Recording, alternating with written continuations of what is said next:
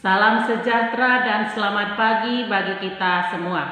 Saudara-saudari yang terkasih di dalam nama Yesus Kristus, sebelum kita mengawali aktivitas kita sepanjang satu hari ini, kita terlebih dahulu bersekutu dengan firman Tuhan. Sebelum kita mendengarkan firman Tuhan, kita bersatu di dalam doa. Kasih karunia dan damai sejahtera dari Allah Bapa dan dari anaknya Yesus Kristus Tuhan kita. Amin. Saudara-saudari yang terkasih di dalam nama Yesus Kristus, firman Tuhan untuk kita pada pagi hari ini, pada hari Kamis tanggal 15 Juni tahun 2023, tertulis pada surat kiriman Rasul Paulus kepada jemaat Filipi pasal yang keempat ayatnya yang ke-8. Demikian firman Tuhan, saya akan bacakan untuk kita semua. Jadi akhirnya saudara-saudara, semua yang benar, semua yang mulia, semua yang adil, semua yang suci, semua yang manis, semua yang sedap didengar, semua disebut kebajikan dan patut dipuji, pikirkanlah semuanya itu. Demikian firman Tuhan. Saudara-saudari yang terkasih di dalam nama Yesus Kristus, surat Rasul Paulus kepada jemaat Filipi adalah disebut surat sukacita. Karena kalaupun dikatakan surat sukacita, yang sebenarnya pada saat itu situasi dan kondisi dari Rasul Paulus di dalam menyebarkan Injil, dia sedang di dalam tahanan penjara yang ada di Roma. Tetapi dia berada di dalam tahanan bukan karena melakukan suatu kesalahan yang seharusnya dia tidak patut ditawan di dalam penjara. Oleh karena itu, dia masuk di dalam penjara adalah bukan karena melakukan suatu kesalahan, tetapi karena berlatar belakang dia tetap setia di dalam melakukan pekabaran Injil. Dia tetap setia di dalam melakukan panggilan Tuhan, karena di dalam melakukan panggilan Tuhan dia mengalami rintangan dan cobaan. Tetapi dia tidak kalah oleh rintangan dan cobaan yang dia hadapi. Banyak yang berusaha untuk menghambat Rasul Paulus supaya jangan memberitakan Injil. Banyak yang menolak pemberitaan Injil yang dia lakukan itu. Namun semuanya itu bukan penghalang bagi Rasul Paulus untuk bersukacita. Di dalam kondisi atau keadaan Paulus saat itu, Rasul Paulus tidak dalam keadaan yang baik-baik saja ketika menulis suratnya kepada jemaat yang ada di Filipi, tetapi dia juga masih diteguhkan imannya, diteguhkan hatinya oleh firman Tuhan yang dia yakini, yang dia hayati, yang dia kirim kepada jemaat yang ada di Filipi. Dia masih diteguhkan hatinya dan imannya untuk mengajak bersukacitalah senantiasa di dalam Tuhan. Sekali lagi kukatakan, bersukacitalah senantiasa, yang tertulis pada Filipi 4 ayat yang keempat. Sukacita tidak menghalangi Rasul Paulus kalaupun dia sedang di dalam penjara yang ada di Roma. Malah dia mengajak jemaat Filipi, malah dia semakin meneguhkan iman dari jemaat yang ada di Filipi, supaya hal tersebut merupakan suatu teladan bagi jemaat yang ada di Filipi, memandang dia, melihat apa yang terjadi padanya. Kalaupun dia di dalam keadaan yang tidak baik ataupun sedang di dalam penjara, tetapi dia masih mampu, masih dikuatkan untuk mengajak bersukacita, supaya jemaat yang ada di Filipi juga hidup seperti apa yang telah diyakini dan apa yang telah diimani oleh Rasul Paulus sebagai seorang Rasul Tuhan.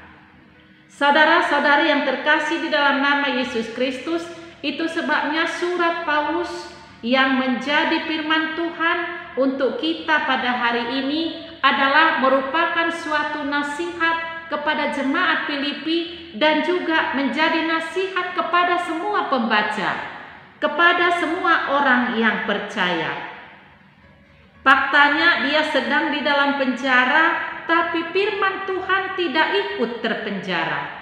Itu suatu hal yang patut diteladani. Itu bukan suatu penghalang bagi Rasul Paulus sebagai rasul yang dipilih oleh Tuhan, tetapi membuatnya justru semakin bersukacita. Bahkan di dalam keadaan yang sangat sulit pun, dalam keadaan yang sangat sulit adalah karena dia mampu untuk menghadapi rintangan yang dia hadapi karena firman Tuhan yang dia imani. Dan di dalam keadaan yang dialami oleh Rasul Paulus ketika dia berada di dalam penjara, dia masih diberikan Tuhan kekuatan untuk meneguhkan iman jemaat yang ada di Filipi, walaupun itu hanya dengan surat kiriman. Dalam hal ini melalui nasihat dari Rasul Paulus, kalaupun dia di penjara, dia bukan berarti menyalahkan Tuhan. Dia semata-mata bukan menyalahkan Tuhan atas keadaan yang dia alami saat itu. Sebaliknya, dalam keadaan sulit sekalipun, dia mampu memikirkan kebaikan-kebaikan Tuhan yang telah dia alami. Dia masih mampu memikirkan kebaikan-kebaikan yang telah Tuhan kerjakan bagi dia. Saudara-saudari yang terkasih di dalam nama Yesus Kristus, melalui firman Tuhan untuk kita pada pagi hari ini, Rasul Paulus menasihatkan kepada jemaat Filipi dan juga kepada kita semua agar selalu memikirkan hal-hal yang benar, mulia, adil, suci, manis, sedap didengar, kebajikan, dan yang patut dipuji. Itulah firman Tuhan pada pagi hari ini. Tetapi selain itu, Rasul Paulus juga menasihati jemaat yang ada di Filipi agar mereka juga melakukan semua yang telah mereka pelajari. Apa yang mereka pelajari, apa yang mereka terima, apa yang mereka dengar, apa yang mereka lihat dari Tuhan itu tertulis pada ayat yang ke-9 setelah nats untuk kita pada hari ini. Semua itu menjadi suatu jalan untuk memperoleh kehidupan orang yang bersukacita di dalam Tuhan. Rasul Paulus telah mempelajari dan melakukan firman Tuhan dan meyakini, mengimani, dan mengajarkannya kepada jemaat yang ada di Filipi. Dia sungguh-sungguh menunjukkan hidupnya seorang yang hidup di dalam kehidupan yang bermakna. Saudara-saudari yang terkasih di dalam nama Yesus Kristus, apa yang mau Tuhan katakan kepada kita saat ini? Kalau Rasul Paulus mengirim suratnya kepada jemaat yang ada di Filipi, kita juga di dalam perjalanan hidup kita sudah melewati hari demi hari, kita sudah melewati tahun demi tahun dengan berbagai situasi kondisi, suka maupun duka. Tetapi semuanya tidak selalu berjalan baik-baik saja, tidak selalu berjalan dengan mulus. Ada banyak hal yang bisa menjadi dalih kita untuk mengeluh, dan bahkan terkadang kita bisa marah kepada Tuhan karena rintangan cobaan beban yang terlalu berat yang kita pikul, yang kita hadapi di dalam perjalanan hidup kita. Akan tetapi kita harus meyakini di sisi lain ada suatu hal yang dapat kita tinjau, yakni berbagai kebaikan-kebaikan yang sudah Tuhan kerjakan bagi kita di dalam hidup ini. Oleh karena itu, saudara-saudari yang terkasih, menapaki waktu-waktu ke depan, kita perlu selalu ingat akan kebaikan Tuhan pada masa lalu atau masa-masa yang sudah kita lewati. Dan kita harus berpikir, kita harus memikirkannya dan menjadikannya untuk semakin mendekatkan diri kepada Tuhan dan semakin mengenal kuasa firman Tuhan yang selalu memberikan kita kekuatan supaya kita tetap setia di dalam segala situasi kondisi apapun yang kita hadapi, di dalam suka maupun duka. Tetaplah menunjukkan kesetiaan kita kepada Tuhan dengan menunjukkan kita melangkah dengan penuh pengharapan yang dikuatkan oleh firman Tuhan. Itulah firman Tuhan yang memberi kita kekuatan. Semoga kita semakin diberi kekuatan, diberi pengharapan melalui firman Tuhan yang telah kita dengarkan pada pagi hari ini. Tuhan memberkati kita. Amin. Mari kita berdoa. Terima kasih Bapa Surgawi buat firman-Mu yang kami dengarkan pada pagi hari ini. Curahkan Roh-Mu memenuhi hati dan pikiran kami, sehingga kami diberi kekuatan untuk boleh memahami dan melakukan apa yang Engkau kehendaki dari kami. Mampukan kami Tuhan. Dan biarlah firman-Mu menjadi pembimbing di dalam kehidupan kami, supaya firman-Mu dapat menjadi landasan di dalam setiap rencana dan pekerjaan yang kami lakukan di dalam aktivitas kehidupan kami. Bapa di dalam surga, kami serahkan hidup kami hanya dalam tangan pengasihan-Mu. Kami yakin dan percaya melalui bimbingan firman-Mu pada pagi hari ini, Engkau selalu memberikan yang terbaik bagi kami. Engkau selalu memberikan apa yang Engkau kehendaki.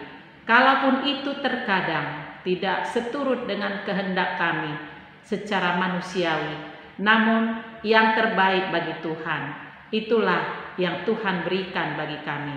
Berikan kami kekuatan dengan bimbingan firman-Mu pada pagi hari ini. Bapa di dalam surga, kami juga berdoa buat seluruh jemaat Tuhan dan juga kami semua yang melakukan aktivitas sepanjang satu hari ini.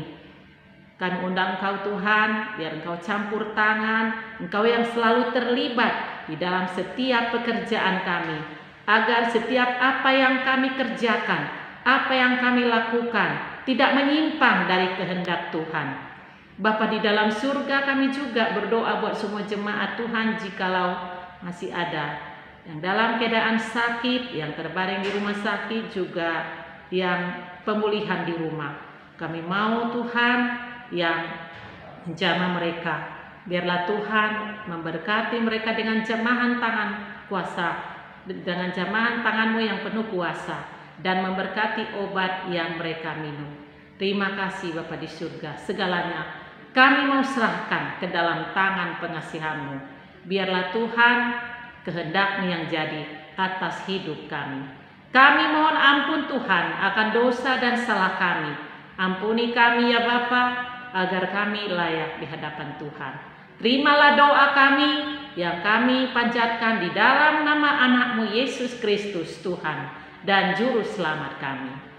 Anugerah daripada Tuhan kita Yesus Kristus, kasih setia Allah Bapa, dan persekutuan Roh Kudus kiranya menyertai kamu sekalian. Amin. Saudara-saudari yang terkasih di dalam nama Yesus Kristus, selamat melakukan aktivitas. Bagi kita semua, Tuhan Yesus memberkati.